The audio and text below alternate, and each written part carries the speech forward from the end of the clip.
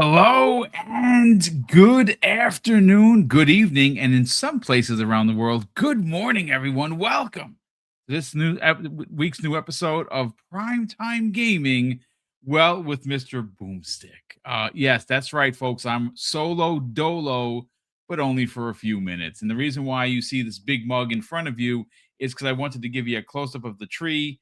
Mrs. Boom's design this year was all video games. We have everyone represented, and the only one we only have one ornament of is PlayStation. Not because we couldn't find it.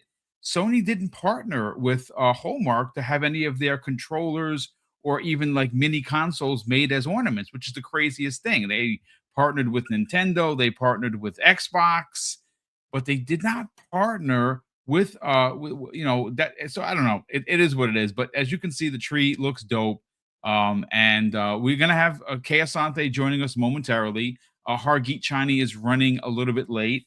I did send an invite to Colt Eastwood to see if we can get him on to talk about his video that went viral today, because as you can see, I had a whole different show written until I watched his video 3 times. That's right, Coach. You got 3 views from Mr. Boomstick XL. But let's see about the chat here. Let's get the chat in. What's up, King Webb? Salute to you, kind sir. Thanks so much for being here. Thank you for the compliment, Mike Nunn. Yes, it's you know what? Let me just move over to the side so you guys and gals can take a look. It's got a Smash Brothers uh thing for the foot of the tree, which is dope. And yeah, you can see it's well represented. Everyone is here. See, there's right there. There's the Sony controller, the lone Sony controller. But thank you so much for the compliments, ladies and gentlemen. BT Maverick says, "Hey, does anyone have a Switch 2 I can borrow?" I don't know, but yeah, listen. Let's see. Oh, so I see.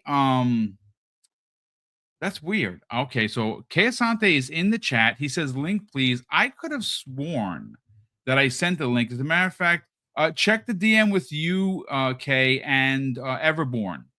I usually send the links there along with the show notes. So go check that. I just resent it. So go check that out. We'll get Keasante in here, and then of course we will get this party started. So Ray Oid is asking the live stream title about 7 games at the developers direct. Yeah, I mean that's what Colt Eastwood said, and he got this. Listen, I don't know Colt's sources, and even if I did, I couldn't say, because obviously, when we get information, that information is, well, it's secret, because someone can get in big trouble. As a matter of fact, let's bring in Keasante right now. Keasante, what's going on, brother? I should have Good morning, good afternoon, good evening.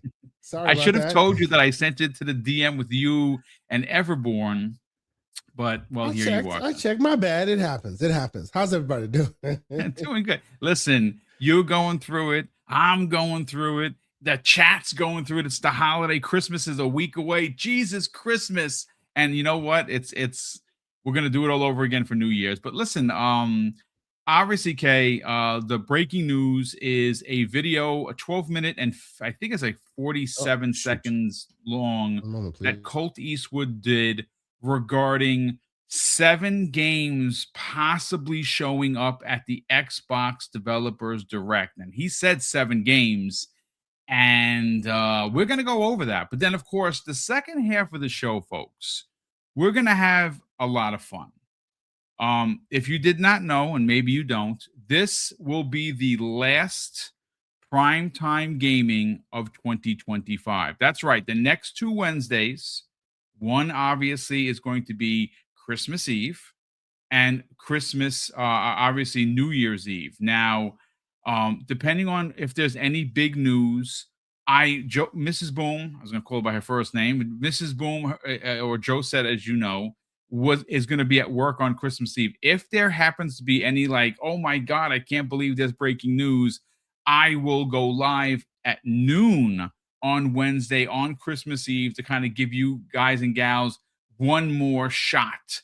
But again, we'll see what happens. There has been a lot of news, ladies and gentlemen, and there's a lot of news happening this evening. Like I got DMs from pretty much everybody. Shout out to King Webb in the chat. who consistently DMs me with the with the 411.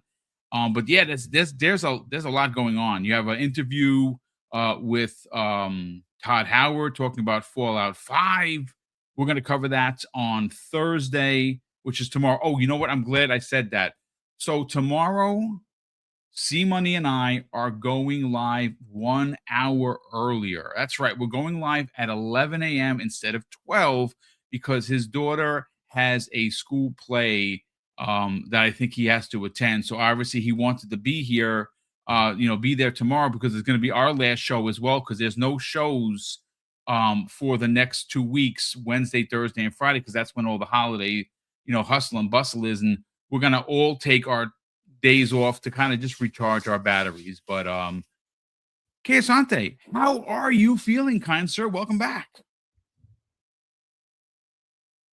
Uh-oh. You're muted, Kay. I'm the professional podcaster, sir. I'm absolutely doing it the way you're supposed to. I'm doing great. I'll even do you one better. Hey, there we are. I'm doing great. There he it's is. Been a minute. I hope y'all are doing all right. Yes. No, I'm happy to be here. It's been a minute since we got a chance to breathe and sit down and have a chat with the community and whatnot. So I'm happy to be here, man.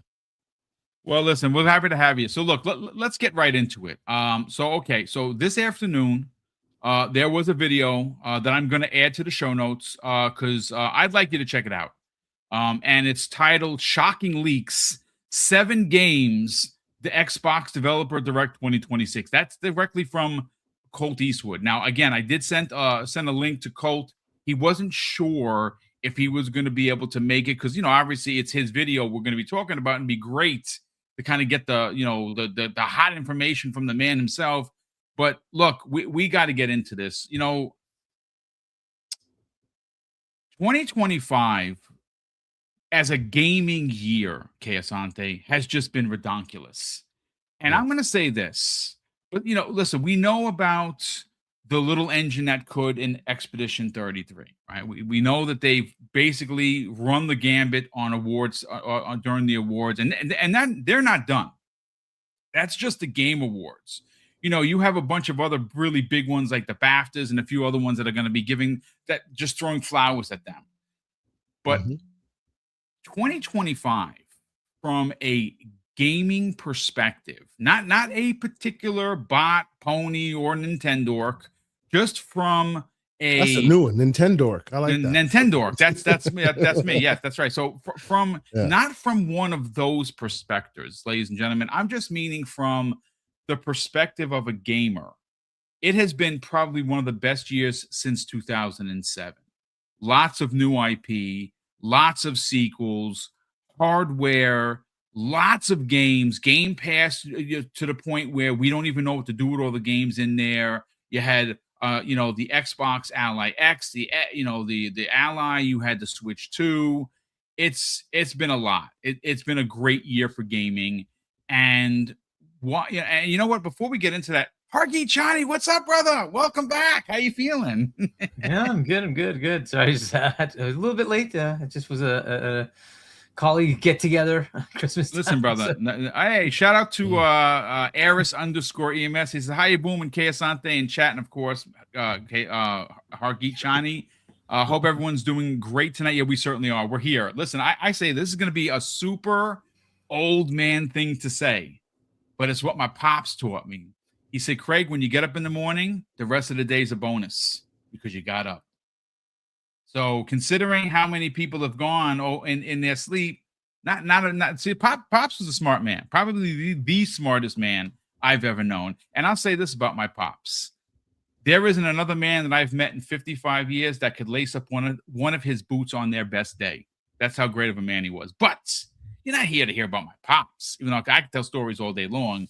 We're here to talk about video games. But the big story right now, Kay and Hargeet, is what is happening to start 2026. Now, look, Kay Asante, we knew 2 hours before the Game Awards last week that they were going to be doing their annual Xbox Developers Direct. Now, we kind of all figured that was going to happen because, well, they've just been doing it and it's done really great work for the brand, and it does really kick off the year in a great way.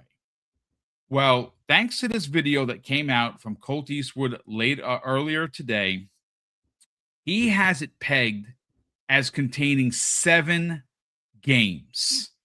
7 games, which is it's insane. Like literally, Crispy Bomb in the chat said, would it make sense to put that many games in one show?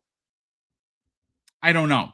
I'm going to be honest with you. I'm a greedy gamer, so I'm going to say throw 17 in there, but I'll take the 7, right? So I have my notes in front of me, and the games that Colt Eastwood went over in his video was Gears of War E-Day, let's see, Forza Horizon 6, Starfield 2.0. We have to actually get into that because according to his video, he's saying that Starfield is getting its Cyberpunk 2.0 moment in the sun. And not only is Xbox gamers and PC gamers going to get that, PlayStation 5 gamers will be getting that as well. So it's going to be a unified rework, if you will, and a relaunch just like Cyberpunk did. But that's not all. He goes on to say there's also Fable, Clockwork Revolution, and apparently, according to Colt, right,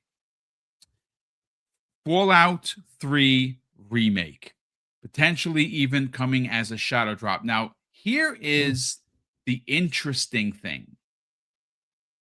Fallout Season 2 is getting rave reviews, which I expected because the first season was just bonkers good. And what we saw, hey, there it is. I love it. But Kay Asante, let's talk about this for a second because Season 2 is out, right? It launched a day early. It's ending its season after 8 episodes in Season 2 in February, right? That's right. That is right after Fallout. This developer direct is supposed to expect it to happen at the end of January. So the Fallout 3 remake could be a thing to kind of hype up Fallout even more. Let's get your thoughts on this. Think about what Ray Oid was just saying in the chat there. Shadow drop at the direct. There you go. Yes, he did say that. And they love doing that because again, it's talk of the town, right? So so from the numbers perspective, Kay, this doesn't make any sense. Like it's too many games, right? I don't think it doesn't make any sense. It doesn't make any sense if you don't have that much in the tank. We've seen them have too much in the tank last year, this year, and seemingly they'll have more next year. They have multiple teams, seemingly, and a lot of the games we saw were games that were mid execution from some time ago. So more and more as studios finish, they now have opportunities to start fresh with Microsoft, right? Start fresh in the new environment they find themselves in. Most of them were still working on old projects that they were working on when they first transitioned to Microsoft. So as a lot of these studios find themselves with more free time, now newer games are getting added to the mix. Teams are being created. Multiple teams are being doled out to create maybe big projects, mid projects, small projects, in addition to the outsourcing that's also happening. So I don't think like that many games is wild. It doesn't mean they're releasing that game. They're just showing you certain statuses from all of those avenues, right? So I really don't think that's that wild. Like, how many games did they release this year? Do we remember? 13, actually. Yes. 13 games. So if they show you 7 games at the beginning of the year, it could be more. Yeah. He's not wrong. He's not wrong because technically 2 games per collection technically is 15, but it's one release. So indeed. Yes, indeed. But at the end of the day, right, like for a group that has so much in the tank and so many teams doing so much, showing you statuses from 7 games, that's not wild. That's like, I don't know if people have been paying attention on Netflix's side. Remember Netflix does this yearly event called I love it. Yes. Right? It's really fun, right? What do they show you? They show you 2 days of TV show, movies, and we're doing this, and we're doing all for the calendar year they're showing up in. Because people go, wow, Netflix had 15 showings. That's wild. No, it's everything you want to watch in between the third parties.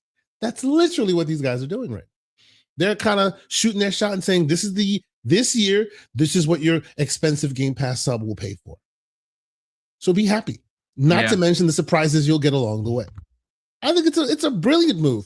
And with that move, it shuts up a lot of the, it's getting a bit expensive, because I'm one of those, it's getting a bit expensive.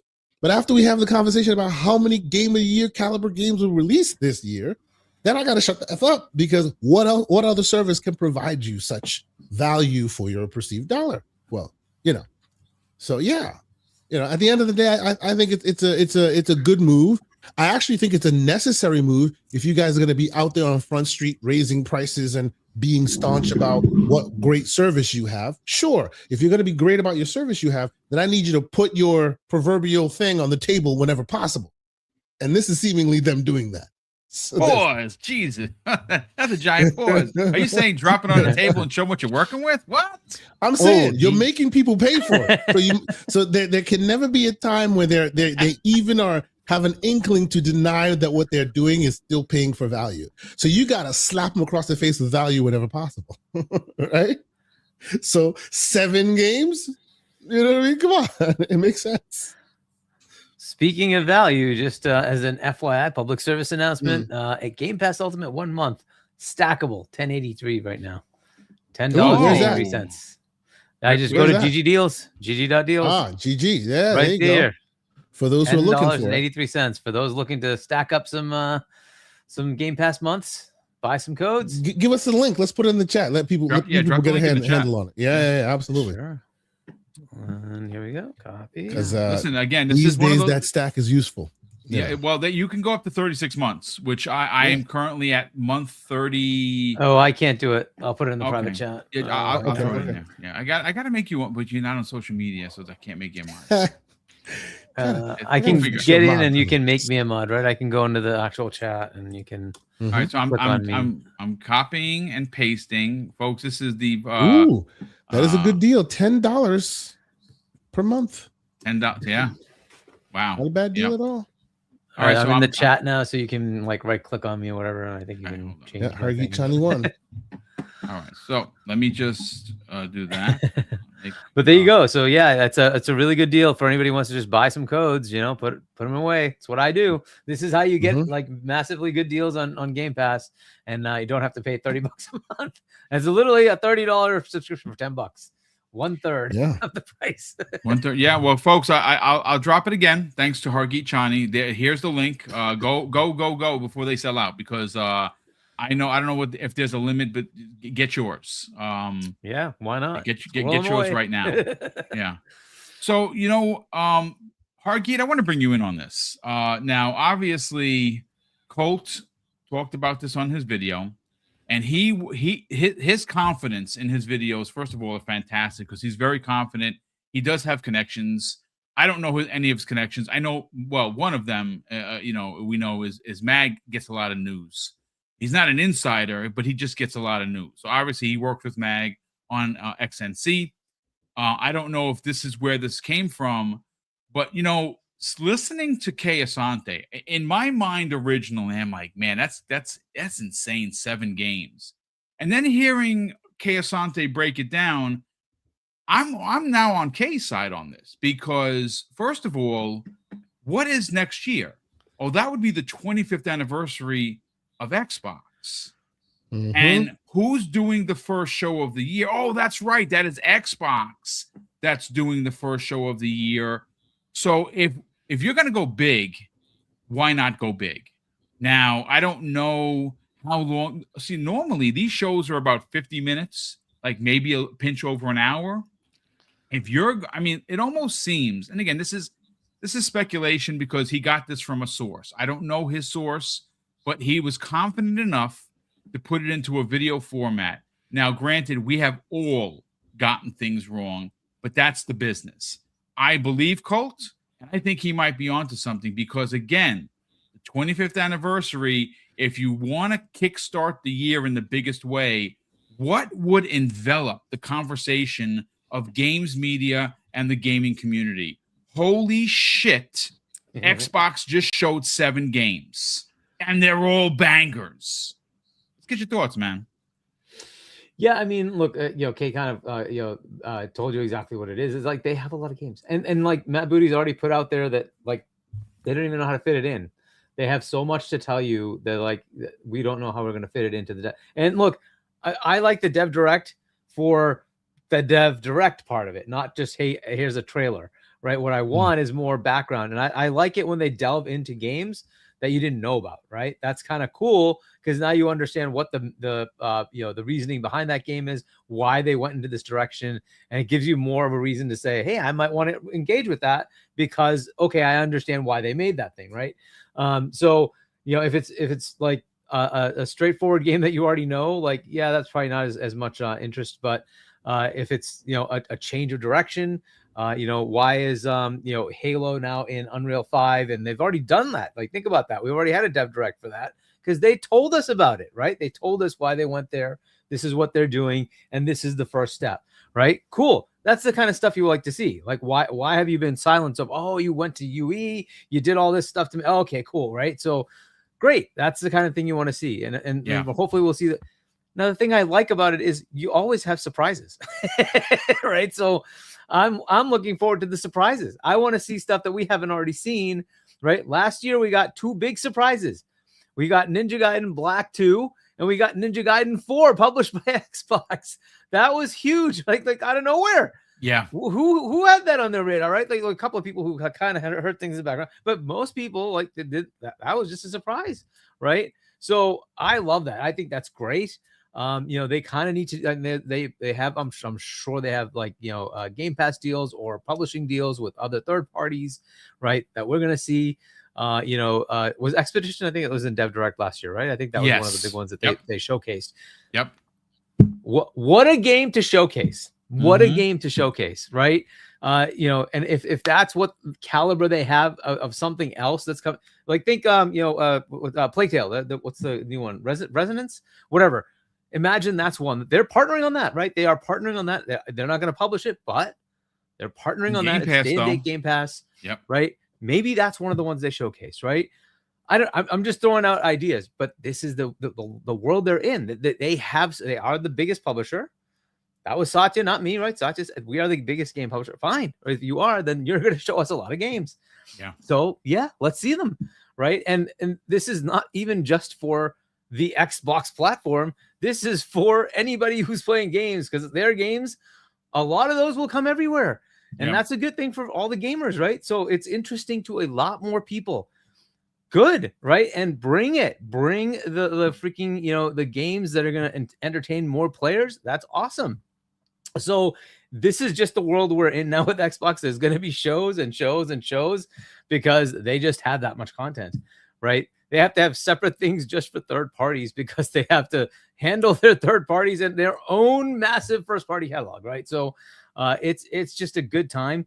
I look forward to it. I've liked the Dev Directs up to now. They've been mostly good. They give you a good behind the scenes on what's going on. And I love the surprises. They've almost always had one.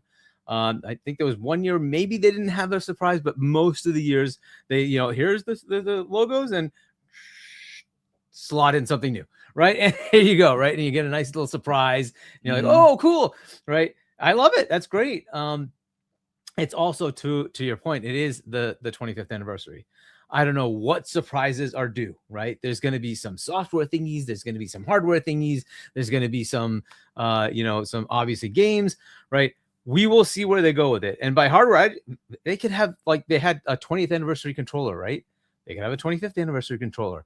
Heck, they could release the Elite 3 and say, hey, we now have the Elite 3. And, and here it is in a, like a 25th anniversary edition that will be available, like, I don't know, 5,000 of them. Here you go, right? Go buy them now, or they're gone, right? So a limited run of whatever the heck it is, right? So there could be any one of those. We could get a new console wrap, 25th anniversary console wrap, right? Heck, they can make an actual console. The only custom one that I remember is the one I have, the Halo edition. I don't think they've made another custom console. Maybe this is the time, right? So look, there's so much potential here. I don't know what they have up their sleeve, but I'm sure going to be a fun year for Xbox gamers. We just got 2 new consoles with the ROG, right? So we have that, and then we have a whole new set of things coming. Not taking into account the memory prices and the storage prices going crazy because of AI. Taking that out of the equation, there is plenty of fun to be had. We have a competitor coming in with a new piece of kit with the Steam machine, right? So what will that do? And I think of that as another Xbox. It's another Xbox because you can play your Xbox games there, right? So there's a whole bunch of potential there. We'll see how that proceeds. We are going to get the release of the Xbox experience, the whole screen experience, for Windows, in full release sometime early in the year. So that's cool. So Dev Direct, having 7 things does not surprise me because they have a lot to show us, right? There's going to be some third-party stuff, I'm sure. They're going to obviously show us their stuff. They have their stuff. They have a lot to show us. And even with the things that might be in the first, in the Dev Direct, there's still gonna be so much more. That's just the way it is. There's so much more, to tell us about the games that they're working on and stuff we haven't even heard about yet, right? So, like next year is gonna be fun, right? We also have the potential. Hopefully, it does come out. GTA does come out. That's gonna be a big phenomenon in the fall timeframe. But there's a whole bunch of other games. So it's gonna be a fun year. For those who are just fun grazers of games, right? Where you like to just play a whole bunch. This is a fantastic platform. You will have so much fun. Get yourself some Game Pass and just enjoy the gameage. It is going to be a fun time. But look, all these games are also going to come to Switch 2 and PlayStation. Obviously to Steam. That I think that's pretty much a given. Everything comes out to Steam. So enjoy, like buy them, have fun, play the games. But yeah, it's the kickoff of the next fun year, and then we'll be there in June. I'm sure we'll all be there in June, watching the next showcase, right? Where it's going to be more fun and the multi-year roadmap coming out of what's coming up next. I'm looking forward to it. We didn't see too much at Jeff's show. It was mostly just Diablo and then the ad, I think, for Game Pass. That was mostly what Xbox did. And that's fine. That means they just have their stuff ready to roll on their stage. Cool. Let's go. Yeah, it's funny. The more people I talk to behind the scenes, I don't think that was an accident that Jeff wasn't given a big release. I know there's been people in this chat. Shout out to Big Mad Mo's, one of them, who has always said, "Don't give Jeff nothing. Keep the stuff for yourself." I actually think they pulled a page out of Nintendo and Sony. Like even Sony, who's his partner, doesn't show off a lot of stuff. They don't really let all of their secrets out.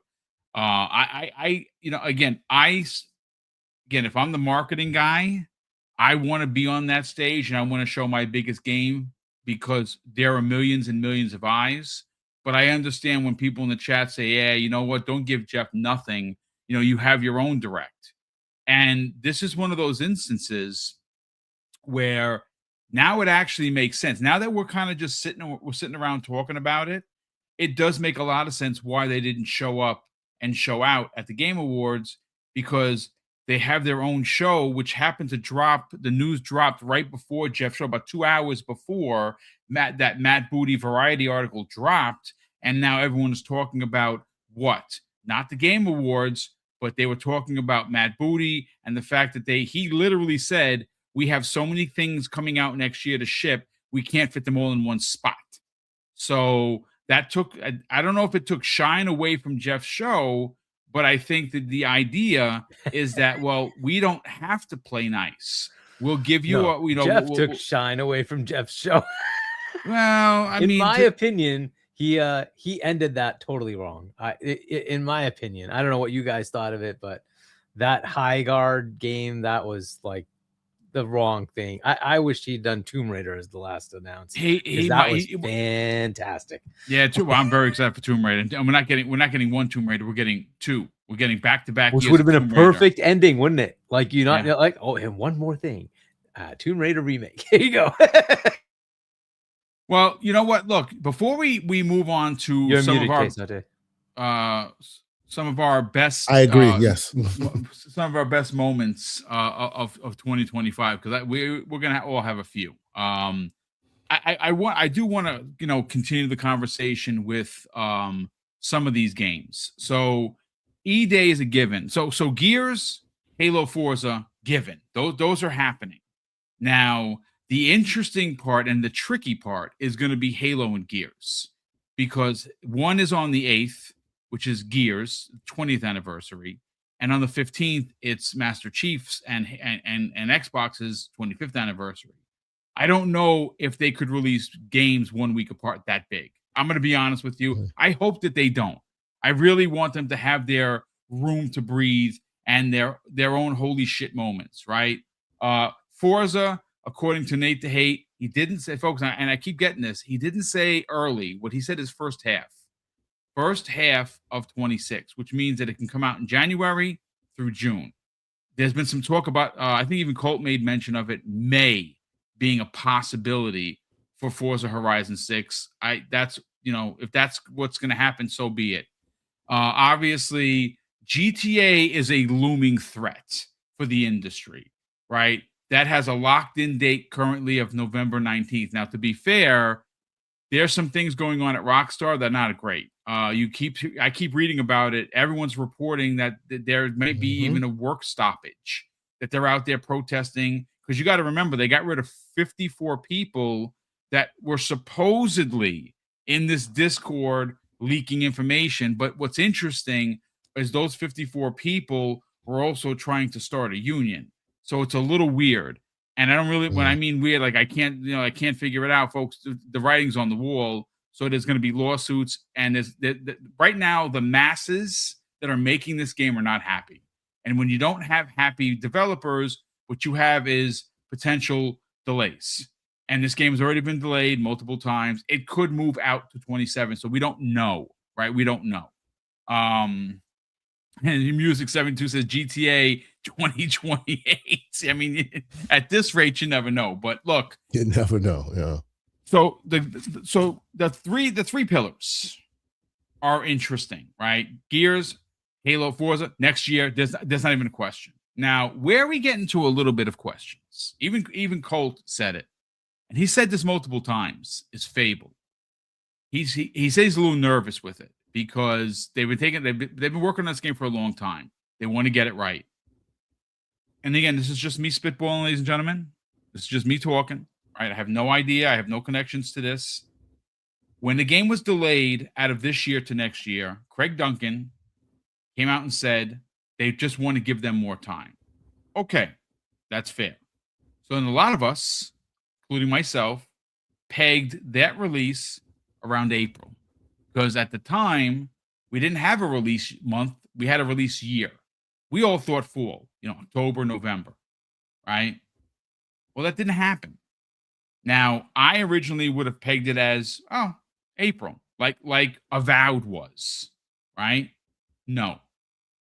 First half is supposedly going to be Forza Horizon 6. What that ultimately does is give the team another whopping 4 to 6 months to work on the game outside of the first half of the year. So they right now, since its delay, you're talking about an additional 12 to 14 months on this game. I don't think that the game's a wreck. We saw what the game looks like. We saw gameplay. It looks amazing. Now, did we see 5 minutes of consecutive gameplay? No, but we saw what the game was doing. So I'm thinking second half. The Clockwork, I'm sorry, folks, the cat's out the bag. The guy on LinkedIn basically said Clockwork 2026. He had it in his LinkedIn page and then took it down. It's coming out next year, folks.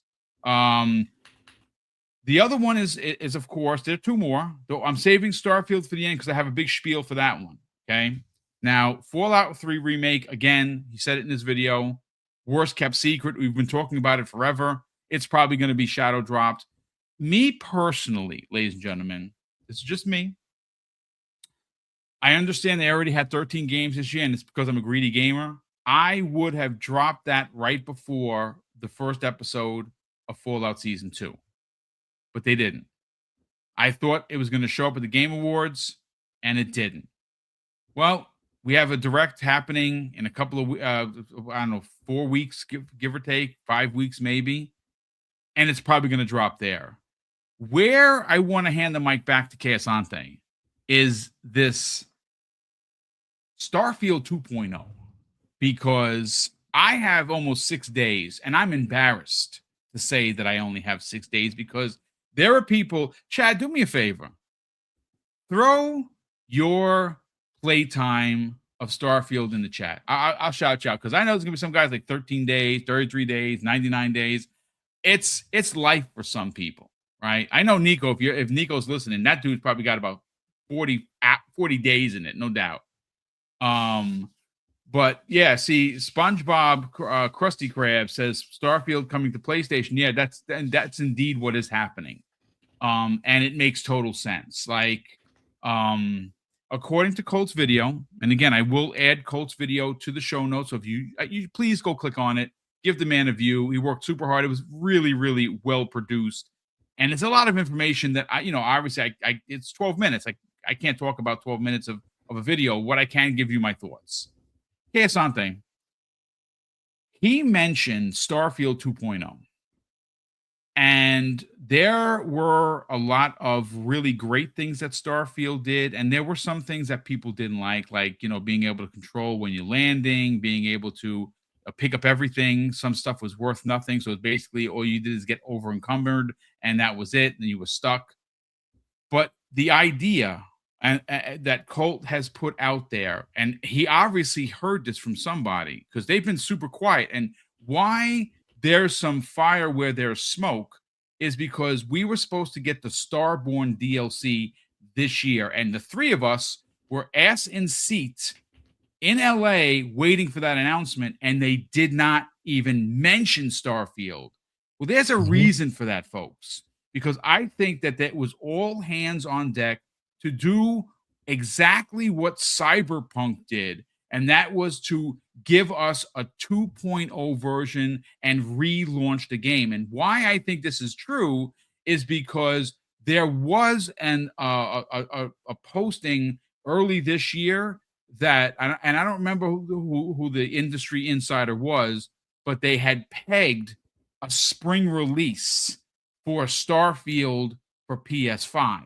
Well, I think that all of the DLC, that all got, stopped to get this 2.0 version to relaunch the game on every platform, including PlayStation 5 this spring. I think that announcement is going to be at this direct. Let's get your thoughts. Honestly, ever since we've had this whole back and forth with Starfield, like I have no prior knowledge of it, but just logic just dictates that this is the way forward, right? And this has happened time and time again, right? If a game comes out that's a spark and could potentially do something, they rekindle the fires by cleaning up what initially had the issue, and then they put another marketing eye on it to see if they can rekindle some new consumers, right? Or if it's such a dumpster fire that it can't be saved, it's nothing to see here, and everyone moves along, right? One dumpster fire that never came back was Forspoken. Believe it or not, that was an Xbox golden boy for a while. It was going to be their big thing, and then it was a dumpster fire. Nothing to see here. This, on the other hand, and I would also argue that so too is Redfall. You could say that as well. Hey, it was to a level where it just could not be rekindled, so they moved on. People had some issues here and there. It didn't hit everyone exactly evenly, and there were some growing pains and all that. But they definitely have something, right? And from the moment that we read that article from Xbox era that they had PlayStation code, and I knew they had PlayStation code. I mean, we all knew that. This game has been in development for how many years now? They obviously have PlayStation code, right? Like the moment we heard that and the moment it was crystallized, I knew in one shape or form this game would come out. And the question became, well, why hasn't it come out yet? Obviously, because they want to take the time and spit shine that thing, so the very next time you see it, it is a worthy product to put some steam behind, right? Obviously, there's a lot of Stankonia in the mix, right? There's like when you hear about it now, it's like, oh, it's not the greatest thing in the world or whatever. That's true, but there is enough of a spark here that I think that it might work, right? I still contend that it's New Game Plus, and I will leave it all. I won't explain why, but for those who don't understand, but its New Game Plus is worthy of others copying. It's a revolutionary way of doing things. It is, in some of the things that you told me, and I have heard from others, radically change the entire complex of the game. It's crazy. It's a fundamentally, like, it's crazy, right? And like, it leads to very heady, very intellectual questions, and it's a very well built system, and they knew what they were doing, right? And for me, ever since I heard the back and forth about it coming to PlayStation, I knew they were gonna give it the time it needs, because they've spent too much time and effort on this thing. Give it the time it needs. Let it come out. Let the hay and the hubbub subside, right? While they're cleaning it up, make it something new and special, and then hit people across the face with new marketing, new attempts to capture that zeitgeist. I think it might work. To your point, Cyberpunk did it expertly well and became the model. Before then, I would argue No Man's Sky has done that, and it just recently won an award. Right, it started as a cautionary tale and now has become like one of the darlings for the ongoing game community.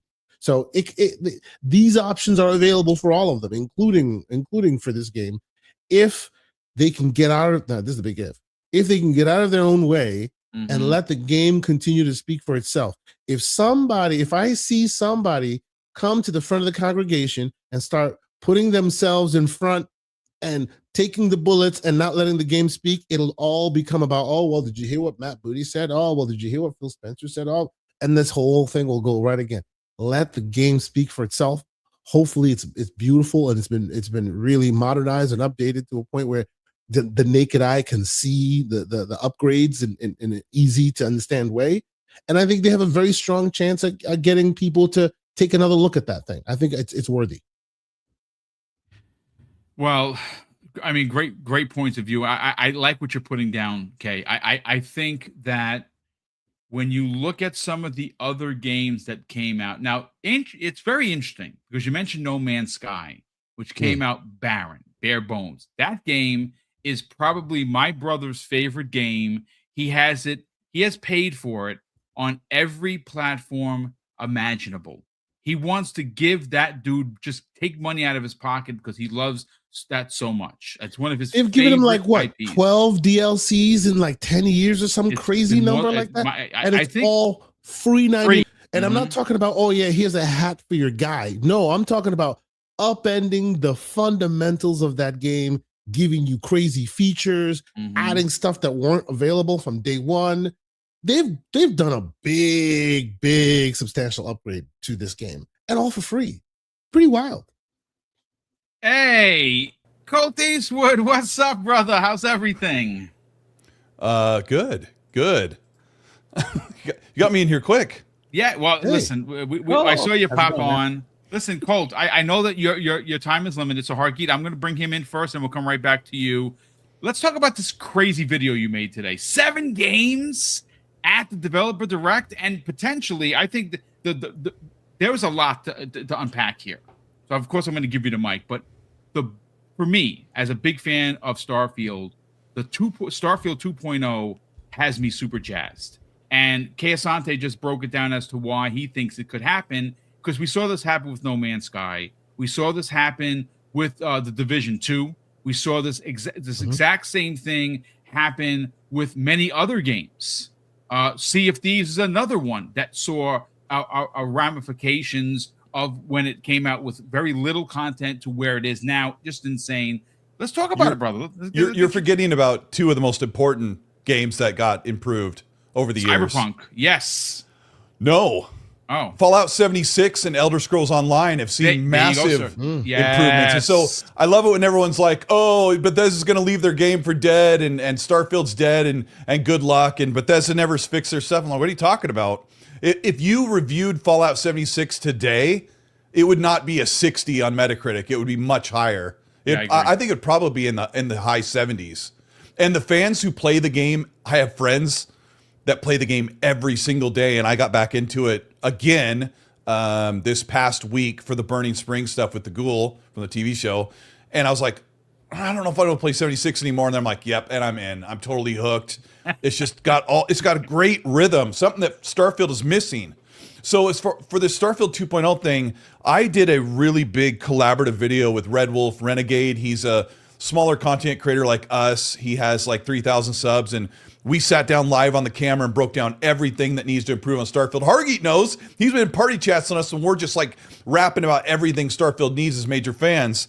And so back in September, we put out this 25-minute video breaking down everything that we think that Bethesda's doing, because they said, we're not going to talk about our update yet. We're doing some stuff behind the scenes, which means they were really being careful, because when they made major improvements to Elder Scrolls Online, upgraded it, and just kept adding content and improving everything according to what the community was looking for with both of those games, it made a huge difference. And Bethesda always said, they said something to the effect of, we're going to hunker down. You won't hear from us for a while on this game. And so when I heard this rumor that some people had got a behind the scenes look of Starfield 2.0, I'm like, yeah, this is what's going on. They're going to reveal this probably at the developer direct, which is kind of unorthodox to say, hey, a game that's already out, it's going to get a DLC expansion, which is another big part of this. There's going to be the big story expansion. It's probably going to be better than Shattered Space. Sorry, I'm talking a lot. There's a lot to say, but there's a lot to unpack. But I really, really like Starfield. But when people complain about it, I'm like, oh, I totally get it. I have all the same complaints as you. I just don't hate the game. So I think it's a reality that they're going to have a cool expansion. I think what they always do, right? For those of you who played Skyrim and all the DLC and Fallout, they always bring in new mechanics. Fallout brought in robot building, or they bring in something that becomes part of the core game once you have the DLC. So there's a lot of stuff. So I've got a video already done that I finished about an hour ago that's going out tomorrow, that breaks down everything that Starfield is possibly bringing. And that's before we even get into developer direct talk. So yeah. Well, I mean, listen, first of all, thanks so much for taking the time. And like I said, I know that you're limited to maybe about 20 minutes, give or take. Let's get right into the video. The video was phenomenal. You got 4 views from me because I watched it 4 times. Because I'm always YouTube dictating. only counts at once. I did watch it 4 times because, again, I'm taking notes. I'm writing down everything. I have all my handwritten caveman notes right in front of me. But look, next year is going to be big for Xbox, right? There's no denying the fact that you're going to have the Trinity, the 3 pillars, and if you count Fables, technically 4, that make Xbox what it is. Halo, Gears, 4 is a Fable, right? You suggested in this video that there could be as much as 7 games dropped at this. Now, normally we get about 4, sometimes 5, and you get like a bonus one. Last year, we got the surprise of Ninja Gaiden 2 Black, which is a shadow drop, and then we got the Ninja Gaiden 4, which no one saw coming, right? No one could have imagined that. Was that 5 or 6 games? That was actually 6 then. It would have been 6 last year. But they only had 5 on the graphic, right? Correct. I didn't think about that. Good catch. Well, I mean, so, I originally said, my opening line to Keisante was like, I'm going to be honest with you, it kind of doesn't make sense. And then listening to Keisante, now it does, because it is the 25th anniversary of Xbox. And if you're going to open the year, they're the first show of every year for the last 4 years. And they could logistically steal the entire zeitgeist conversation of Xbox and their games being out in the open from inception of year. That would be monster. What do you thought? I mean, let's talk about your potential 7 games at the event. Yeah, I think there's some throwouts there that might not happen, and there might be some replacements. So my thumbnail has Spyro 4, and I think it's probably likely that something smaller like Spyro 4 would be. I think it might just be called Spyro. They'll probably reboot it. But I think Spyro is going to be one in there that takes out maybe Halo Campaign Evolved.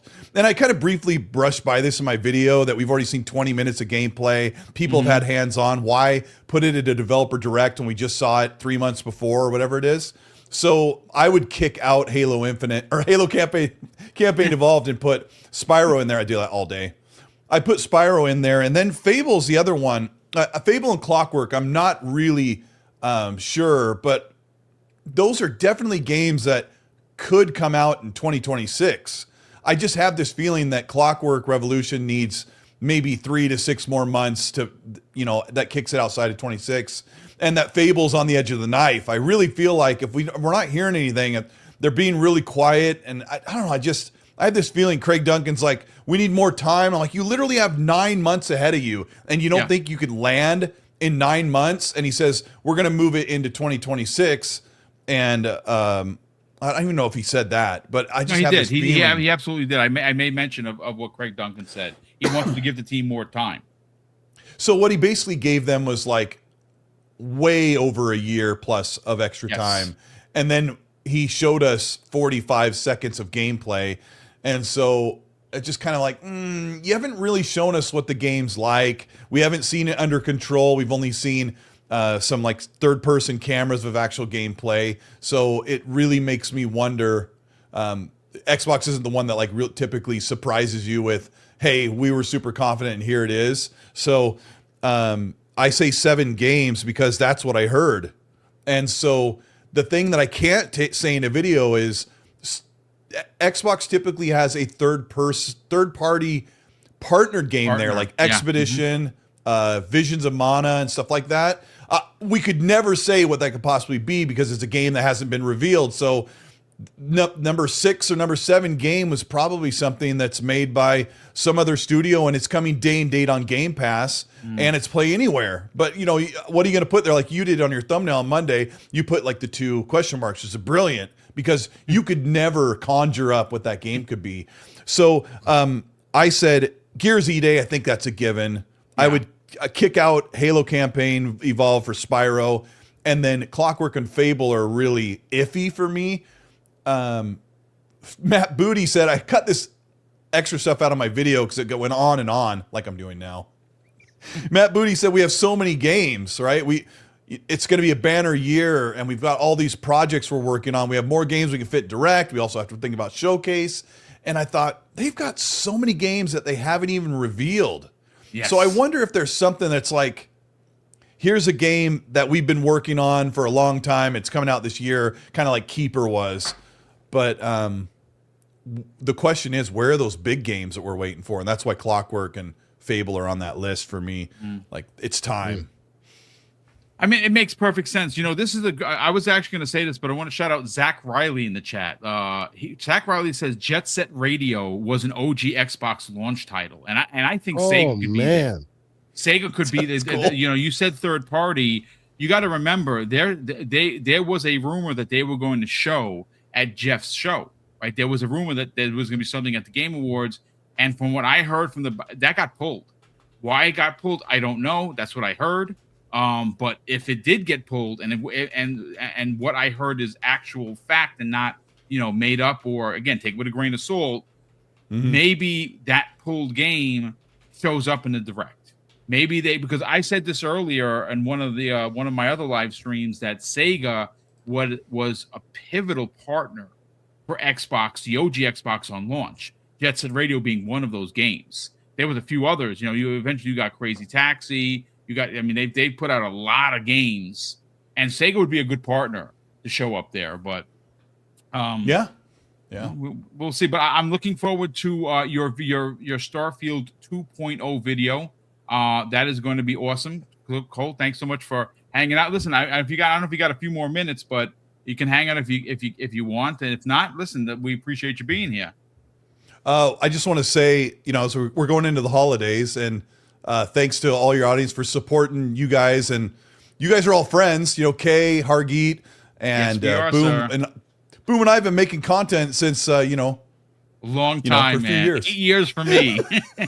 Yeah, about 8 years for me. But I was going to say when we were younger, but we were not young when we started. No, I came into this old. Yeah, I'm just old. But I appreciate everything you guys are doing and keeping a connection with the gaming community. And lately it's been pretty tough, right? Like people are very cranky. They're kind of miserable. They're very quick to judge and hate everything. And nothing is good until everyone else in the world tells them it's amazing. And even when they do that, people are mad that it won so many awards. And we are living in a games industry that just completely spoils us with amazing games. And we have great content creators like you, all of you, who help us get excited and give us a place and a platform to talk about the thing we love. And so I just wanted to thank everybody for all the support they do for you guys. And I hope that you all have a very great holiday and Christmas and everything else. And Hargy, I'll be talking to you soon. So as I always do. Yeah. Well, Cole, thanks so much for taking the time, brother. Thank you for the kind words. And yes, again, we want everyone to see the support. And, congratulations on the, big gains your channel continues to get. It's well worth it. I literally said before you got in here, please go check out Cole's video. It was well produced. I've already added to the show notes of tonight's program. So if people want to go check it out, but they're going to click on it and give you a couple of views because it's well deserved. Really well done. I appreciate you taking the time. I know it's super busy, during the holiday season, but Cole, enjoy your holiday season with your family, brother. And it's great to talk. And we'll be looking to hang out and have dinner like we did next June, because we're all going. Yes. Hopefully, yes. Yeah. Thank you, guys. Have a good rest of the show. All right, brother. We'll talk soon. Later. Thanks, man. See ya, Colt. So, Hargy Johnny, let's talk about Starfield 2.0. What Asante said makes a lot of sense. And I think what Colt added to the mix, and of course, Colt is going to be dropping a video about Starfield 2.0. I will add that as soon as it's available, to the shows if you want to check it out. This could be a big deal. Now, I know there's a lot of people in here. Shout out to Mac54 in the chat. He said he had 200 hours on Steam, and I think he said he had like 50 days or something like that in Starfield, which is just incredible. But how big of a deal? And actually, I think it's for me exciting because PlayStation gamers have not had Starfield. They've had to watch, unless they have playing on PC or playing on Xbox. There are a lot of people in this chat here, and a lot of even like the PlayStation gamers that do support multiple consoles. So maybe they played on PC, maybe they played on Xbox, or maybe they just wanted to play on their favorite console, and that would be the PS5. This relaunch is going to do a couple of things. I don't necessarily know if it gets re-reviewed because it's such a drastic change. It's literally 2.0 of the game, and we saw Cyberpunk get re-reviewed, right? We saw people in the games media talking about it. So I would imagine that a potential Starfield 2.0 would be re-reviewed because it's going to be on PlayStation 5 for the first time. I just can't wait to see how the media addresses it then. But I want to get your thoughts on the potential of this rumored Starfield 2.0. Yeah, it just depends on the quality of life changes they make, right? There were things people wanted that weren't there, that I guess they kind of just expected because of the other types of games that Bethesda's put out, right? Not thinking that, hey, this is its own genre, its own thing. It's going to have some similarities, but it is going to deviate in some ways, right? And so you kind of have to give it its space, pun intended, to kind of breathe on its own and do its own thing. But look, there were plenty of complaints that, if you're going to have building capability to build out your own base, that you kind of need to have a lot more customizability. It was very generic. I think that was kind of one of the things. I tried the shipbuilding thing and I was like, this is kind of boring. It didn't really do much for me. So I'm like, if you want to try that, allow more variability, a lot more creativity, right? Let people have fun with it. They've been fixing that over time, but like hopefully they have a huge amount of updates for that. Look, I don't necessarily care about base building or shipbuilding. What I want is the content. Right? I went back for Shattered Space. I would love to see what they do with the next DLC. If there's more quality of life improvements, that's fantastic. They already did things that were really cool for me, which was like take away the whole weight, and you can only carry so much stuff before you start walking very, very, very slow. Like, okay, we can take away the penalties, right? And you'll get less experience. Like, fine, take it. I don't care. Just let me just at least do stuff, and then you could dump stuff into your storage from anywhere. Like, these were great quality of life improvements. Like, that's those are the kind of real things quick. Great. I mean, they could do what the Outer Worlds 2 did and went, just get whatever you want, man. Yeah, if it's yours, you want to grab it, just grab it. Yeah, and just eliminate those kind of headaches. But look, so things like that they could improve upon. The thing is, they're used to their model, and it's like, cool, your model was awesome when it was the only game in town because it was a step above everything else. That's great, right? But like, other people caught up to you, and now they've given you things that are better. You have to kind of catch up to them too, and try to give us new capabilities and new things that we weren't expecting. So hopefully they're seeing that, right? They also have a lot of their own competitive teams inside Xbox, right? To bank off of, to say, okay, this is a cool feature. Cool. Let's try to implement that. Like, whatever, right? Because now it's just sharing. They share it with each other because now they're just all one big happy family, right? Whatever, right? So yeah, these are good things. If Outer Worlds 2 has some cool capability, yeah, take it. Why not, right? Absolutely. Let's put that in Starfield, whatever, right? It doesn't matter. So I'm looking forward to those as well, but mostly I just want to play the DLC. I want to see the story move forward, right? They kind of left you there like, oh, okay, now, right? So I want more. I want to see where it goes next. We're not seeing Starfield 2 until I'm like 500 years old. So I don't know when the hell they'll finally do that. So, DLC is good. Like, just let's keep the story going. I think that would be fantastic. Again, I don't know if it comes out in Dev Direct. Maybe it is something they wait for June showcase. Maybe they do something special on the side. Whatever. We will find out. On the point you had about, let's have Fallout come out when the series comes out. Yes, that could be cool. However, a better situation is the series comes out weekly. It ends in Feb, right? In February 4th or something like that. Is you announce the release on the 5th, or you announce the release in the following week, right? To say, hey, now that you finished that, why don't you experience this? The story. Yeah. Right? So here you go, right? And that way you're not taking them away from the show, but then you're giving them something right after the show, right? So that could be another way to take it. And so perhaps that's a better way to do it, because that they can take on the Dev Direct. So remember, I don't know what the mechanics are of this, but apparently it's pretty expensive to put anything on Keeley's show. And I say, well, is this $1 million for 3 minutes, brother? Right? This is a remake, so they're not going to make like a ton of sales. So they're going to sit there and say, let's not waste money on this when we already have a Dev Direct, right? We already have our own show. Let's throw it in there. Let's give a little background as to why we're doing this. And we can then just, say it's going to drop in a month or whatever it is, right? Or a few weeks, right? Or even just, shadow drop the whole thing, right? Here's the announce. It's coming out today. Fine, right? Because that would be closer to the end of that show anyway, right? So we lost Kay. Something. I don't know if he had to go somewhere, but yeah, he might. Yeah.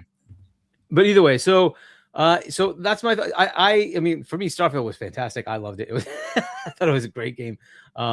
But I also understand a lot more about space and whatever, right? So I somehow people are expecting a lot more gamification when they were outright telling you this is going to be NASA-like stuff. So it was going to be a bit more realistic. They still gamified a lot. But that was not enough. And so people want more gamification. Okay, I don't know how much they're going to go with that, but it's a fair question. It's a fair, critique. A lot of people want more game. It is a game after all, right? So they want more gamification of the systems. Fine. Let's see what they do with that. If they make it a bit more interesting, great. One of the things I found very kind of disappointing is that you can show up on a different planet and it would just have like a random pick out of these three options. There'll be some bases here and there that just have the same kind of generic people. And it's like, okay, well, that's kind of boring. It doesn't really give you much. Maybe people like that. I did not. I thought that was kind of, man, I don't want to deal with this, right? So unless you have a mission tied to it, right? What I wanted to see was I landed somewhere and randomly it gave me something that was a side story that I would never have picked up otherwise. Something crazy, right? And that happened here and there. It did. It happened here and there, but not as much as I was expecting. And maybe that's something they could work on. This game has the potential to leverage the AI technology that Microsoft does have. and say, hey, let's now embed that in. Because remember, when they were doing this, the game was done. They were polishing when Microsoft bought them. They were polishing the game. They were trying to get it to be bug free so they could, deploy it. They could just, send it out. And when Phil saw it, said, no, this needs more time. Go take the extra time. But it was all polished. It was not about adding content, changing content. It was just get this clean. Let's ship it. Right now, they have the opportunity to say, could we add those systems? Could we add something better with AI? Could there be a potential where there's more interactivity with an AI capability where you are doing things that are just unique to your game, unique to your gameplay? Now, that's aspirational to me. Maybe they say, no, that's Elder Scrolls. We're not going to bother with that here, but why not try it? This is a good place to give it a shot. The game's already there, and you can have a toggle to turn it on and off and say, hey, you want to try this experimental new cool thing? Try it. See what you think, right? And maybe you like the outcome. Maybe you hate the outcome. But, this could be an interesting way to introduce that. I think it's one of those games where you don't have a structured, simple map. It's literally the galaxy.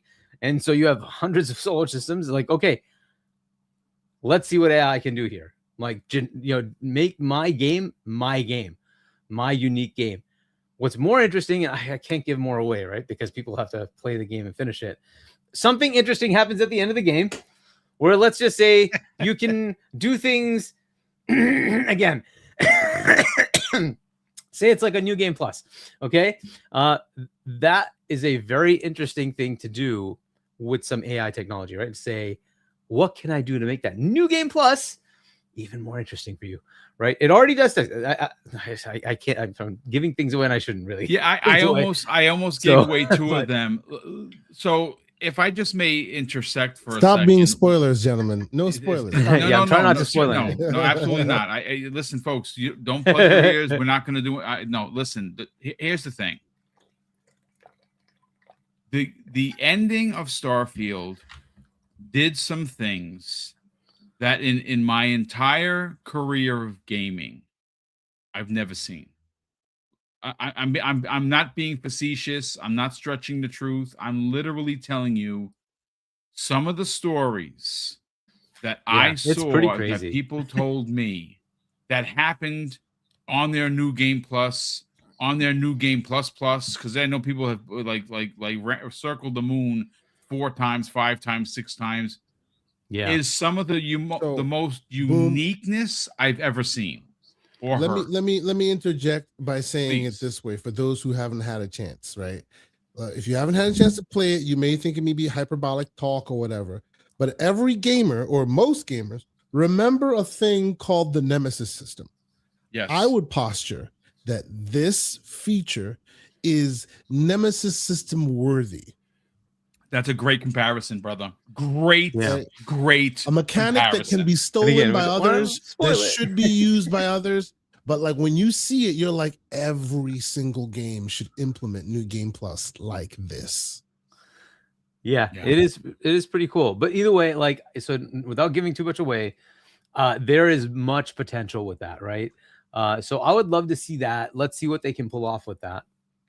Another crazy thing that could happen is what if they add like some sort of multiplayer capability, right? They did Fallout 76. Yep. They did Elder Scrolls Online. Could there be a Starfield Online? I don't know. I'm just throwing that out there. That'd be cool as hell, bro. But that'd be cool as hell. Very interesting. Right. So especially with the dynamic they have. Anyway, I don't want to give too much away. Right, enjoy. When it happens, enjoy. DLC, but go play. But yeah, 2.0. I'm looking forward to what they do, but let's see it. Let's see what they do, right? Hopefully they surprise us and give us a whole bunch of things. They gave us vehicles in the last update. Maybe they do some more interesting things with that. I mean, there's been a whole bunch of other types of vehicles. I think UGC, right, user-generated content. But maybe there can be other things that they give us that are really cool. Let's see what they do, right? There's a lot of potential. So yeah, let's see what they do. And then space battles, maybe they can make those more interesting. But either way, there's a lot of cool things they can pull off. Yeah, it's going to be very interesting to see when and if this thing actually shows up at the Direct. I put it this way. Of course we want to see Gears. Of course we want to see Forza Horizon 6 gameplay. Of course you want to see Clockwork, and of course we want to see Fable But to be honest with you, from a content creator and gamers perspective, I'd love to see Starfield actually get the flowers I think it deserves. Like, if you didn't play it and you thumbed your nose at it, I hear you. I'm not going to fight you over it. Like what you like.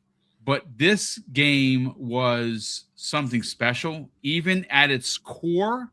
And if they go in, they fix a lot of the complaints, and they really take the Cyberpunk 2.0 approach, and they update the graphics, they update the gameplay, they update the UI on the companions, and they do all this extra work. They maybe add a multiplayer mode, and they make it available. It's, you can play with PlayStation players, you can play with PC players, you can play with Xbox players. It would be I really hope that Todd Howard and the team over at Bethesda gets their own Cyberpunk moment. That's what I'm actually hoping for. But look, so we have think it's coming out to Switch too? Do we just think it's PlayStation? No, it could be Switch too, if for all I know. I mean, it could be why not, right? Yeah, I mean, it could run from the cloud at least. And we know that they've run big games on Switch 1 from the cloud, but well, take it this way: can Starfield run on Steam Deck? Yes, I believe it can. Yes. I believe it can. Yes, it can. I think Switch 2 can handle it. So it can run on Switch 2 for sure. Well, there you go, and that's from Mr. Tech himself. Look, before we get into the last fun topic, this is not going to be long, folks. Probably around 20 minutes. We're going to get out of here in about another 15. 20 minutes, because obviously we only do the 90-minute show. I do want to catch up on super chats. The last conversation is going to be fun. So we have Mac22 in the chat. So Mac, he drops a very generous $5 super chat and says, just heads up, people, Microsoft/Xbox might be going free to play online. Yeah, I mean, that's what they've come out and said. I mean, not themselves, but Jez Corden broke a story, and Jez is a really good reporter, that the next generation of Xboxes, meaning the PC type of consoles, the hybrids as they're being called, is not going to have a model of where you have to pay for it. I think that's going to rock the industry in a big way. Like, not so much for Steam because it does it already, but for everyone else, like PlayStation and Nintendo, it's going to rock gaming. I'm telling you right now, if that comes to fruition, and the next generation consoles do not have a paywall, I think both those publishers are going to be in a bit of a pickle. I really do. But we'll see. Eris_EMS, generous friend of the program, has done it once again, ladies and gentlemen. He has gifted 10 double barrel gaming memberships. Brother, that is crazy generous of you. Eris, thank you so much for the kind generosity. Mrs. Boom and I truly appreciate it. So if you did get a gifted sub from Eris_EMS, please thank this man in the chat. It would be greatly appreciated. We also have Judah Ross, who's been a channel member for a baker's dozen of months. Goes on to say, Matt basically said, we have so much to show that we can't fit it into one show, but this ain't one. I mean, listen, we will see if they have. Look, we've been hearing for years from Matt Booty about games that they're working on that they have not announced yet. You got to remember, there's going to be a June showcase. I think the June showcase, I know that Paris the other day said that he thinks there's going to be a hardware announcement on the 15th of November, which is technically the 25th anniversary. I think they're going to show hardware before. I'm still in the camp of OEM, but because of these memory prices, I don't know if that's going to put the kibosh on it or not, but we will certainly see. So thank you, Judah Ross, for the support, brother. We super appreciate it. Alvin in the chat drops a very generous $5 super chat. Alvin goes on to say, I bet one of the surprises is the reveal of Halo multiplayer game. They already confirmed multiple titles in a dev a few months ago. Bro, that's a really good one, dude. I didn't even think about that because, yes, Halo came. Listen, I'm calling it Halo Combat Evolved, like remake. They can call it whatever they want. They can campaign evolve, whatever. I didn't think about that. dude, they could show the multiplayer. That's freaking brilliant, Alvin. Excellent super chat. We also have Mac22 dropping an additional very generous $2 super chat. So let me clarify. He has his Starfield playtime is on Xbox 62 days and 207 hours on Steam. Gee whiz, bro. That's like me playing Halo, multiplayer, or now Call of Duty, which I'm like really into now. I found a really dope ass gun, and I'm just tearing people's, you know what? I'm very excited. So thank you so much for that. We have Will, the Broke Boy Insider, says, what site was it that had the Game Pass codes? Yeah, we already dropped it in there, and of course I saw that you got it. I just you know what? I'm gonna just throw it into the chat again. It's $10 a month, folks. Go crazy. Go get your 36 months if you have the money. Gamer by Choice. Now this is insane. He's been a channel member for probably as long as the channel has been around. Ladies and gentlemen, 74 months as a channel member. Brother, you are a super OG. That is ridiculous support. Thank you so much for supporting the channel that long. Gamer by Choice. He goes on to say, I want Starfield to allow people to put stores on the outpost that allow you to sell what you gather and make more credits instead of selling to vendors for such a low price. And I have 100+ days. Wow, 100 what a days. Thought. That's an awesome idea. That's a brilliant idea, because that's what they do on WoW, right? You can sell your stuff, right? So that's another brilliant idea. But dude, make your own town, right? Make your own. How cool would that That be? would be dope. Yeah. I like that Gamer by Choice. That's another phenomenal point for this evening. We also have Will, the Broke Boy Insider, who's been a channel member for a whopping 17 months. So, Will, thank you so much for the support. He says if they coincide this huge update to Starfield to go along with a PS or PlayStation release, stink some people had when they did it with Hellblade 2 was bad or will be worse.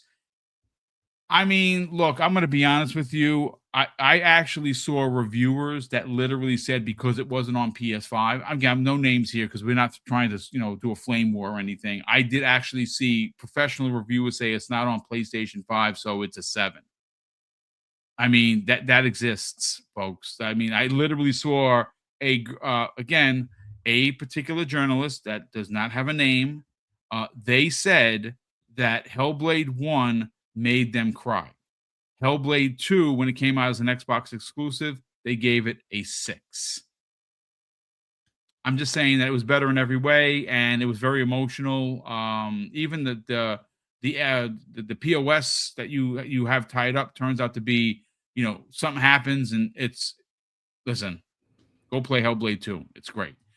But we have one more here. We have a new member, Boss Mod Lethal Papa. Brother, thank you so much for rejoining the channel, brother. We super appreciate the generosity, and happy holidays to the best mod in the business. But Kay Asante, let's go right to you. You and I were talking in what we like to call the Xbox Morning Drive. It's something that we do. We're going to make that show one day. We're going to make that damn show. We actually have to wear cameras and talk about Xbox. Me, you, and Everborn. It sounds so perfect, like in the car driving, and it just is what it is. And you had a bunch of gaming moments. Now, I'll go last. I want to get Harkeet's thoughts on some of his favorite gaming moments of the year.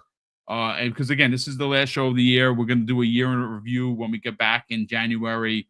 And maybe we'll do a game. I'm going to be doing our annual Game of the Year show that we normally do, me, my brother, and our 2 friends. That's going to be happening in January. I'll talk about that later on. But Kay Asante, what are some of your favorite gaming moments of 2025? Because there's a lot. There's a lot, and I could be technical, but I'll be personal. I'll be personal. Okay, For nice. me, I love personal. we have a. I'll give you a couple, and then one will be very personal. So, like, I'll give you some of my favorite gaming moments of this year.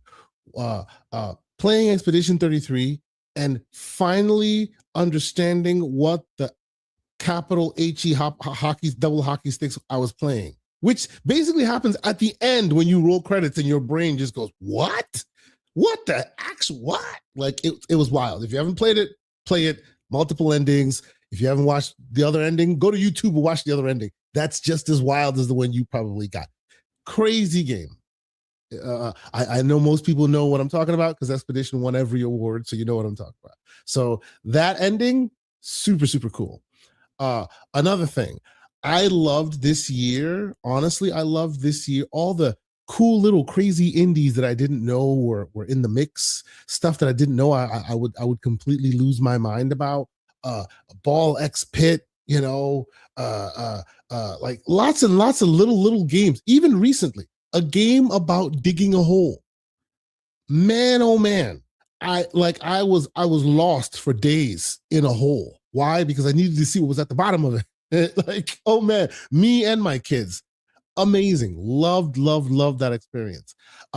Speaking of my kids, this was the year when my son beat Mario Wonder like multiple times, like with seemingly one hand tied behind his back. Like my kid likes to just like after they do this, right? By the way, He's by the way a genius. P.S. By the way, my 6-year-old, yeah, he will swear that daddy's the greatest gamer while he's literally flying like Neo in the Matrix as Mario.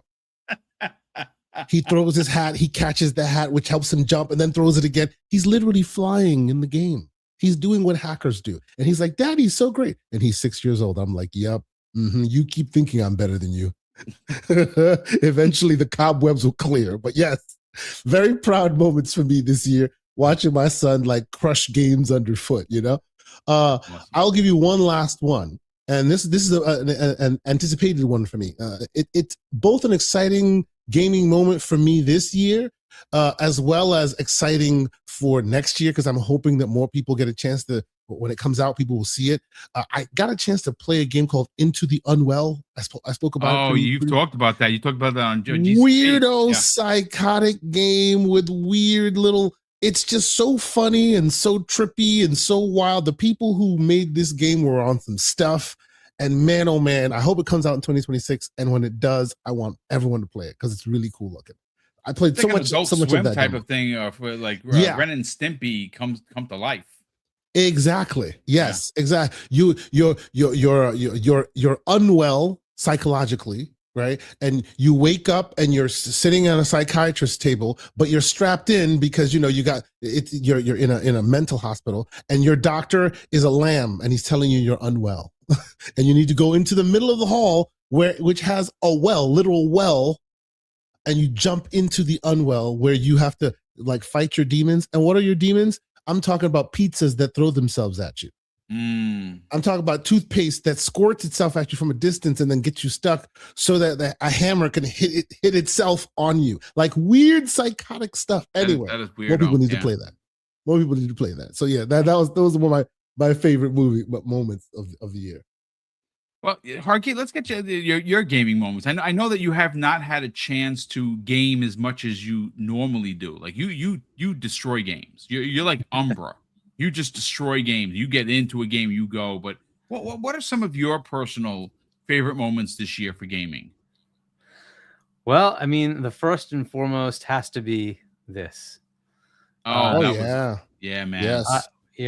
Me and a bunch of other community members took on the mantle when Xbox dropped the ball and decided not to have a fan fest for the June showcase.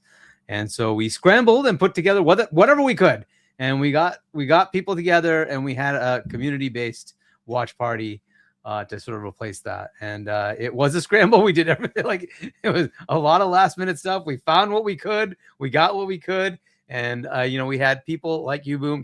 We had people come and help us, right? And we did what we could to get the show to be something, memorable for the folks that wanted to come out in June to LA and then watch together.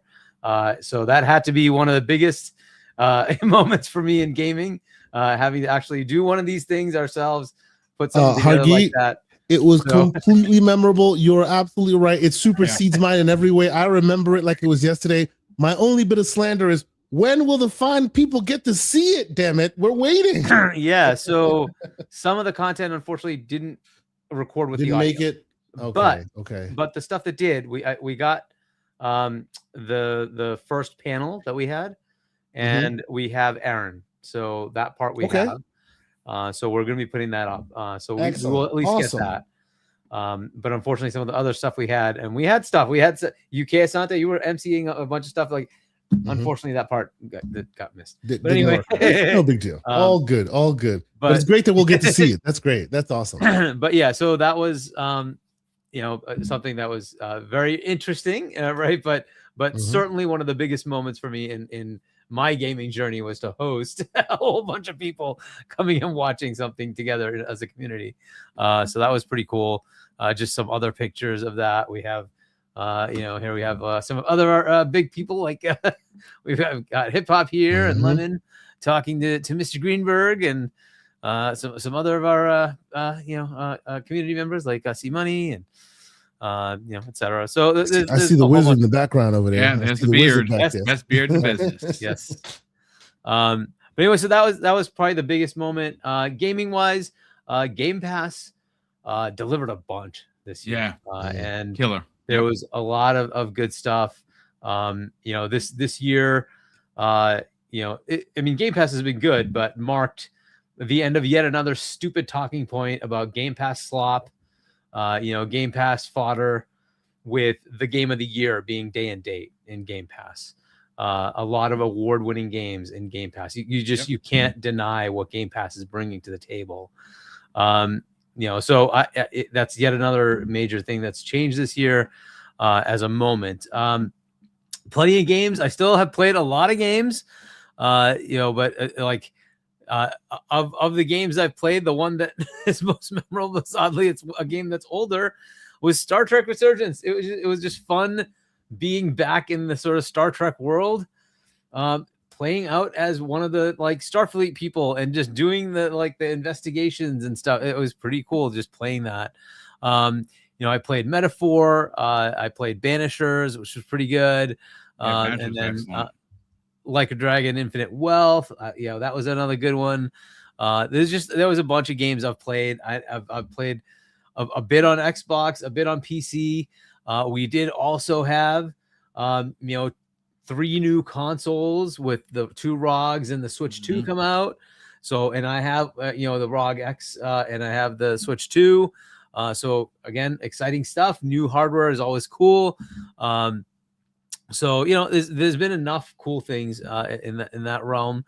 And then we had Obsidian just showing up this year. Yes. And giving Avowed.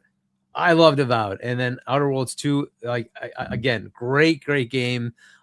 Giving us the surprise June showcase of Grounded 2, right? Holy crap. So yeah, it's been a great year of gaming. And we will see what happens next year. It looks like it's going to be even more crazy, right? Yeah. So, I think there's been a lot of cool things. If we don't want to go to the negative, that's good, because there's been some negative things too. No, I mean, we're just here to have fun. Look, the negativity is it is what it is. There was a report today about the consoles being down 70%. We all knew that. This is a big deal. They don't have consoles for sale. Of course, they're down. They don't have the consoles. That's just why. That's why they didn't do a Black Friday thing. They don't have them made. Yeah, and I mean, there's more just industry negativeness and all that. There's all sorts of things to talk about there. But let's just stick with the fun stuff, festivities and fun. It's holiday season, and hopefully people will enjoy the games. I myself will be on vacation finally.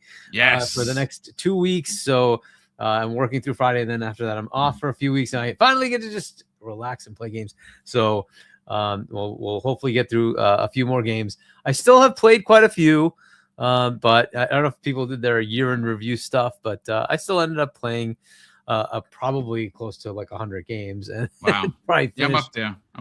I don't know, upwards of 30 games or 40 games. Yes, it's a down year, but in my parlance, that's still a lot of games. Yeah. So, and I still have a few weeks to play more, so we'll see. But yeah, it's been a fun year. But yeah, by far the biggest moment for me is hosting that thing. That was you guys did such an amazing job. It felt like it was done by like Xbox. Like the work that went in, the sleepless nights that these guys went through to put on this show. Oh God, was I tired at the end of that. It was something else. It was really, really something else. The work that went into you, Ains, Ben, who am I forgetting? Sean Labrie. Sean, we had Dante, and then we had Dante Wagerman. Wagerman did a great job as well. And then and then Fonz came in help. Yes, Fonz, that's right. BT Maverick, shout out to BT Maverick, came in. Like there were so many community members who came and helped. Shout out to all the community members. Like that was the whole point of this, was like, let's get together, right? And let's just do something. I'm sure I'm missing people. So many people who came in. There was Ray from Ains's team who came and did a lot of the audio work and all that, right? All the AV stuff. He set up a lot of that work for us. So it was great. Like it was a very interesting, fun thing to do. But hopefully, if we have to do it again, which I think we're going to end up doing. No, I don't know if you guys are going to have to, because if Xbox knows what's good for them, they'll have a Fan Fest event. It's the 20th anniversary. Yeah, we'll see. I don't want to hear anything. Hopefully they do, but if they don't, we will host, and that's fine. We will continue to give you something. Well, again, I'm listen. As soon as we get dates, because I've already been pressing a few. The dates are already set. Oh, they are set. The dates are already set. If you didn't know already, we already have the dates. Because Keely set his show, and then Wagerman talked to the Xbox team, and they are doing that weekend. Okay, so excellent. So we are good to go. I'm gonna lock my date in. But look, I'll make it quick. Because again, Carg Eaton and Kay knocked it out of the park. I'll get to the super chats. We got a couple more gifted subs as well. I want to give a shout out. So for me personally, there are a couple of I have 3, and 2 are personal. And Kay will know what I'm talking about, because we were in a chat up to 3 o'clock, and I went to bed at 3:17. Kay, what am I talking about?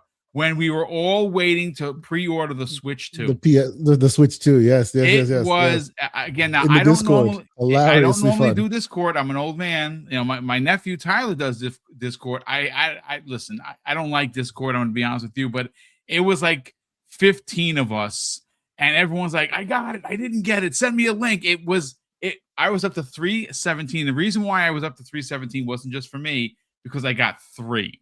I got one for me, one for Tyler, and one for my partner's son, Daniel. And I was able to get 3 of them, which was awesome. Yep. You remember that, Kay? Oh yeah, everyone in the Discord got at least like 3 or 4, because we were all trying to shop for friends and fam. It was a great night. We had crazy. A great time. It's like, hey, listen, who needs one? I got one. I got one with Mario Kart. I got one with that. It was. You know what it was like, folks? This is for the OGs in the chat. It was like being on a midnight line to pick up your game from back in the days. That's what it actually felt like. Because it was a bunch of old men hanging out way later than we're supposed to be up, but we all got our Switch 2. It was awesome. The other one is being able, because Mrs. Boom and I, we don't have kids, right? Everyone else's kids are our kids, right? They love us just as much as they love their parents. And you guys and gals know that Tyler is my world. That's basically my son. And he stays over quite a bit. And just sitting with him, because I used to hold him in my hand like he was the size of a football. Now he's as big as me. The kid is huge. He's 16. I can't believe it. I want to cry. He's so freaking big. But sitting on the couch with him, this was the line. He tells me, Theo, I beat you on every board on the new Mario Party, and I just have one more to beat you. And I'm like, thanks, kid. I appreciate it. He waxes my ass in that game. He doesn't cheat. He doesn't do anything he's not supposed to do. He is the luckiest kid I know. So sitting on the couch with him playing Mario Party is just, it's awesome. It's such a feel-good moment for me personally, because when he was a baby and I was carrying him around, I put a Nintendo controller in his hand. And he's a Nintendo kid. It's crazy how that worked out. And this is where we get into the games. So obviously I'm an old man, right? I started gaming in 78. You've heard me tell the story before. For me personally, what a year for the comeback of 2D gaming, right? Like Neon Inferno, Shinobi, Ninja Gaiden, Hollow Knight Silk Song, The Rogue Prince of Persia. I mean, I'm getting goosebumps just freaking talking about it. And mind you, you had Double Dragon come out, which was really freaking good. I know I'm missing a bunch of others, but yeah, I what a year for gaming as a whole, but what a year for 2D gaming to come back and be as dominant in the conversation as it's ever been. I mean, again, it's one of those stories that I'm just so happy because I don't think every game needs to be a $315 million romp. I love those games. I think there's well, I don't know about now if we're going to see any more of those. I think that everyone's going to be cutting the budgets, and I think that's because of Expedition 33. That game won it all and cost under $10 million, which is just madness. But that's a horse of another color. But listen, oh yes, thank you, Will the Broke Boy Insider. Terminator 2. Yes, I'm playing that right now. Oh my God, it's so freaking good. Wow. Go buy the Terminator 2 game. It's on sale for $26.99. I don't care where you bought it. I bought it on Switch and I bought it on Xbox. Just brilliant. Absolutely brilliant. But let me catch up on the Super Chats and we'll get everyone out of here so you can enjoy your night. And of course, C Money and I will be going live tomorrow at 11 a.m. instead of 12 because he has some family, obligations that he needs to take care of, but he did not want to miss the show because that will also be the last X Vlog live of the year because we're taking off to go, it's family time, folks. But we have here Gamer by Choice, who has gifted one Double Barrel gaming membership. That's very kind of you, brother. We super appreciate the incredible generosity. And of course, folks, if you did get a sub from Gamer by Choice, thank the man. Will the Broke Boy Insider says, it's funny how many people, PlayStation fanboys, want to read people saying that the game of the year, Expedition 33, is an Xbox Game Pass game, and into look, Xbox made game of the year. Look, the one thing I will say about this year, we didn't want to go negative. This is a quick comment. The best advice I can give anybody that's in this chat is box out these POSs. Don't interact. Simply block and keep moving. There is too much ugliness in this world right now happening every single day. And gaming is supposed to be a safe space. Gaming is supposed to be a fun space. Don't let these pieces of you-know-what ruin it for you. Block them. Don't interact and move on. Everybody's going to have an opinion. My pop used to say, and I'm going to curse, folks. My pops used to say, son, opinions are like assholes. Everyone has one, right? So, most of them stink. And most of them stink. And they're full of crap. There you go. I love it. See you one after another. There you go. That's what I'm talking about. But yeah, listen, thank you, Will, I appreciate the generosity as always, brother. He drops another super chat of $2. He says, speaking of year review, where is the Xbox One not TA? Oh, the Xbox One. Yeah, I saw. That's interesting. I don't know. Maybe it's going to drop in the next. It probably not this week.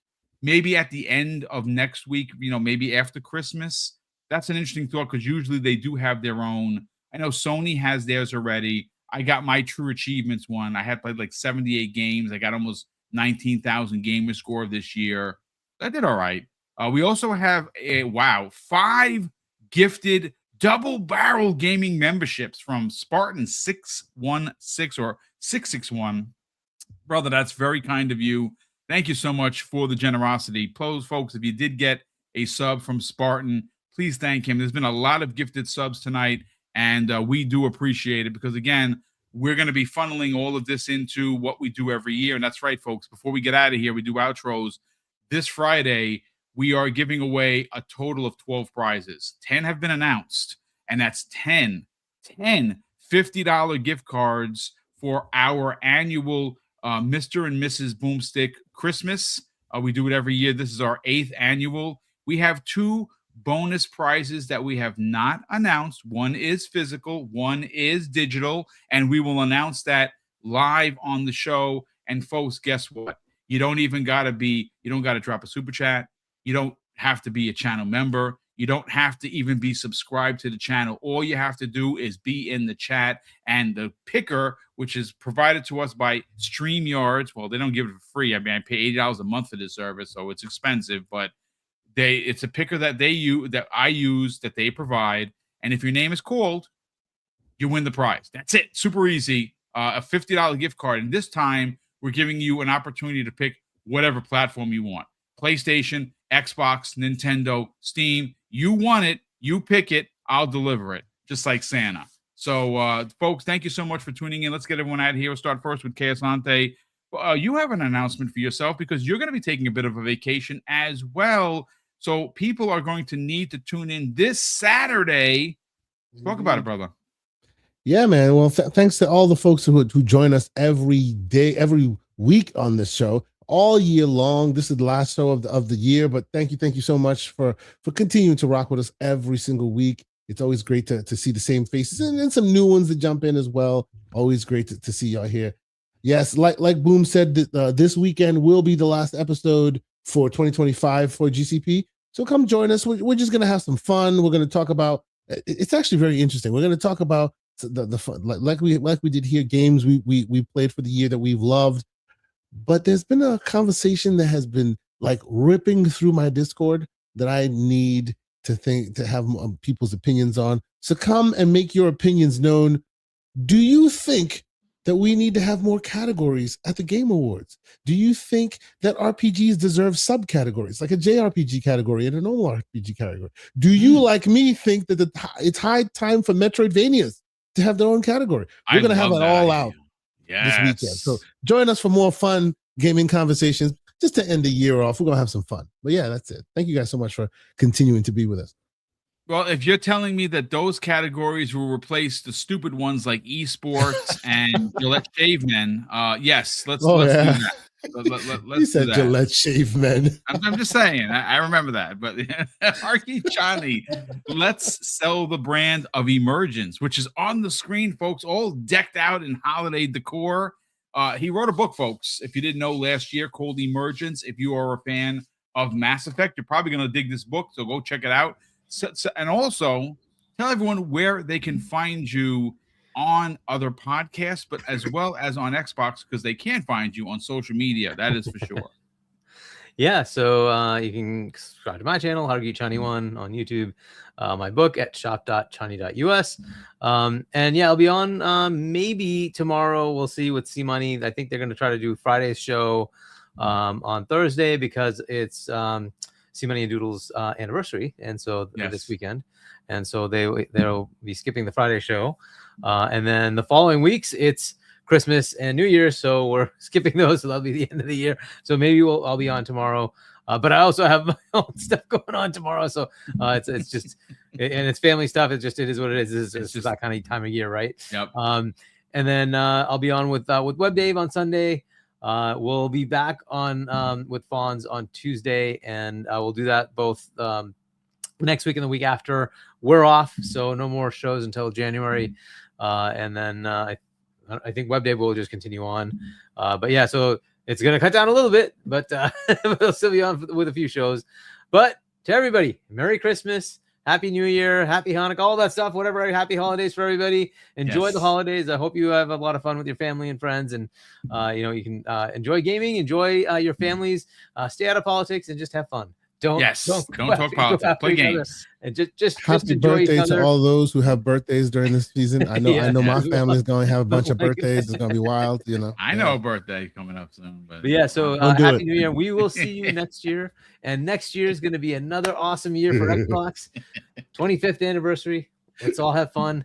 Yes. See you next year. Absolutely. Real quick, 108 Dragons TV in the chat. Lemon, what's going on? Salute to you, brother. One of the kindest men I've ever met. A gentleman of a man, great gamer, great podcaster. 108 Dragons TV drops a very generous $2 super chat and says, "What's up, great brothers? Well, what's up to you, brother? Happy holidays to you and the fam. Cannot wait to hang out in June this upcoming year. It's going to be a party time.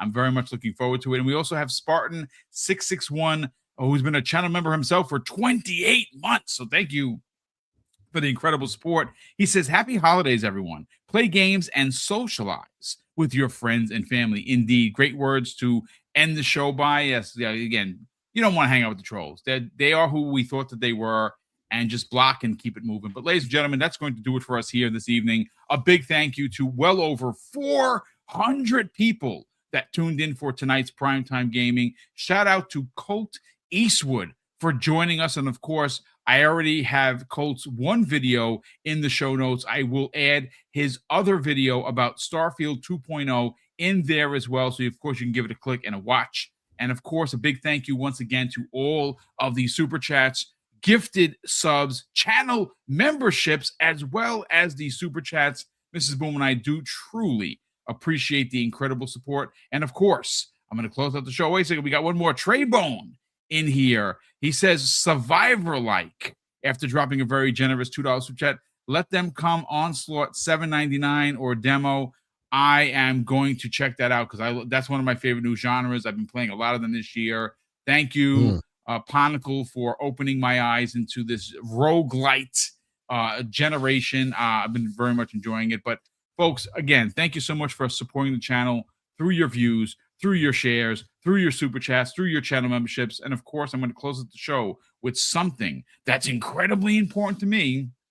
Hopefully one day it'll be important to you. And that's something that my dad taught us when we were kids. And he would say, "Craig, treat others how you want to be treated." And also, it doesn't cost anything to be nice. You live by those rules, son. I can guarantee you're going to have an awesome day. So take care, everyone, and we'll see you next week on the newest. Well, we won't see you next week. We'll see you next year on the newest episode of Primetime Gaming with Mr. Boomstick and Friends.